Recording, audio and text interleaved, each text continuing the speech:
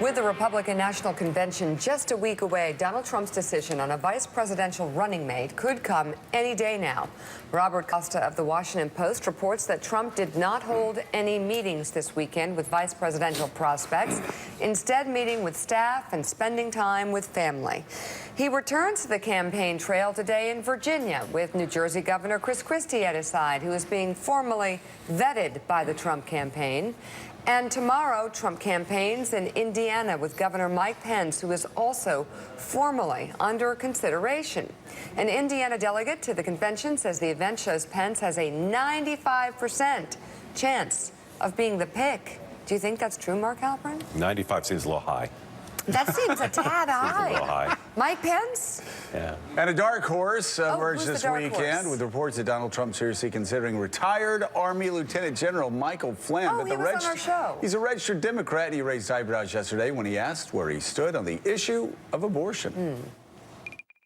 Abortion, I think it's I think for women, and these are difficult issues, but I think women have to be able to choose what they, the sort of the right of choice. But I think that that's a difficult legal decision and I think that women are so important in that decision-making process. He's asking people about it all the time. He knows that a good pick really helps his chance of winning, and a bad pick. Who's his best pick? Of the people in consideration, I think Mike Pence might actually be the best pick. Everybody has downsides. I could tell you all the reasons not to pick Mike Pence. But to me, from the beginning, he needs someone who the country will look at and say, that's a responsible choice. You pick someone who could step in if something happened to you.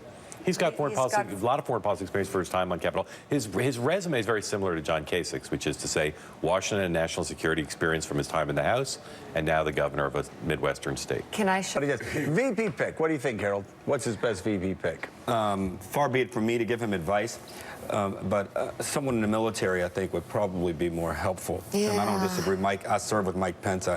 He's a good guy. We don't agree on a lot of things, but he certainly would not be a bad pick. But someone that can help shore up military experience. I think the fear people feel way is how he would deal with ISIS, and if he understands geopolitics, I think he needs someone to fill that void. So who do you think is going to be the vice presidential pick, Joe? Well, I think of the names chosen. My concern about Mike Pence is you never know how somebody's going to act on the national stage. You know, you've been on the national stage. It's easy to get out there and say some pretty dumb things, even if you're a pretty smart guy. Same thing with the general. I would warn everybody away from the general, only because you look at what happened with Wesley Clark. The first couple of days. I was in that race. Yeah, you want somebody that's been on the big stage, that excels on the big stage, and really, you've got Newt Gingrich, who's all over the place, but then you've got the guy who was one of the best campaigners in the fall, and the guy who finished Marco Rubio's campaign single-handedly, and that's Christie. He's got low approval ratings in New Jersey. I think you need a foreign policy. You've got all that stuff, but I will tell you, Christie's a guy you can put out there. He's not going to embarrass you, and chances are pretty good he's going to embarrass the other side. If Hillary Clinton were to pick Elizabeth Warren, then Elizabeth Warren and Christie would be two able number twos. Now going that's just wishful thinking. Now you all just stop it. Mark Halperin? I think picking a pro-choice person or someone who's never been in elected politics is just too big a risk.